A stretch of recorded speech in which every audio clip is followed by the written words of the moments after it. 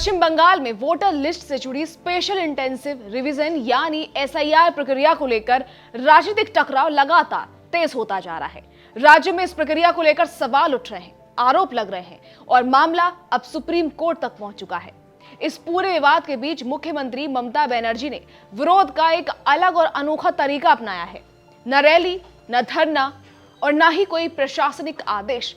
इस बार विरोध शब्दों के जरिए किया गया है। एसआईआर को लेकर ममता बनर्जी ने 26 कविताएं लिखी हैं, जिन्हें एक किताब के रूप में प्रकाशित किया गया है। इस किताब का नाम रखा गया है एसआईआर 26 in 26। ये किताब 22 जनवरी को 49वें अंतर्राष्ट्रीय कोलकाता पुस्तक मेले में लॉन्च की गई। किताब के टाइटल और इसका कंटेंट ये साफ करता है कि महज साहित्यिक कृति नहीं है, बल्कि ये एक स्पष्ट राजनीतिक स्टेटमेंट है। Panic, Doom, mockery, fight, democracy और हु इज टू ब्लेम, ये टाइटल सीधे तौर पर उस राजनीतिक बहस की ओर इशारा करते हैं जो इस वक्त एसआईआर को लेकर चल रही है। किताब के इंट्रो में ममता बनर्जी ने लिखा है कि ये रचना उन लोगों को समर्पित है जिन्होंने इस प्रक्रिया के दौरान अपनी जान गंवाई। उनका आरोप है कि एसआईआर के जरिए राज्य के लोगों के बीच डर का माहौल बनाया गया और ये कविताएं उसी डर और विरोध की प्रतिक्रियाएं हैं। डूम शीर्षक वाली कविता में चुप्पी को सहमति मानने से इनकार किया गया है। कविता में सवाल उठाया गया है कि कब तक चुप रहा जाए और यह भी कहा गया है कि जवाबदेही तय होनी चाहिए। ममता लिखती है कि जवाब आखिर में लोगों की अदालत में दिए जाएंगे। ये पंक्ति सीधे राजनीतिक जवाबदेही की मांग को रेखांकित करती है। वहीं मॉग नाम की कविता में लोकतंत्र के कमजोर होने का आरोप लगाया गया है।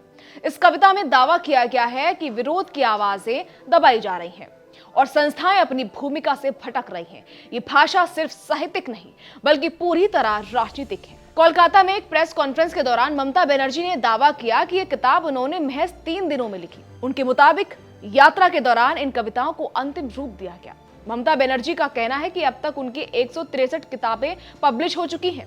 उन्होंने ये भी कहा कि उन्हें पूर्व सांसद के रूप में कोई पेंशन नहीं मिलती और मुख्यमंत्री के तौर पर उन्होंने वेतन नहीं लिया है।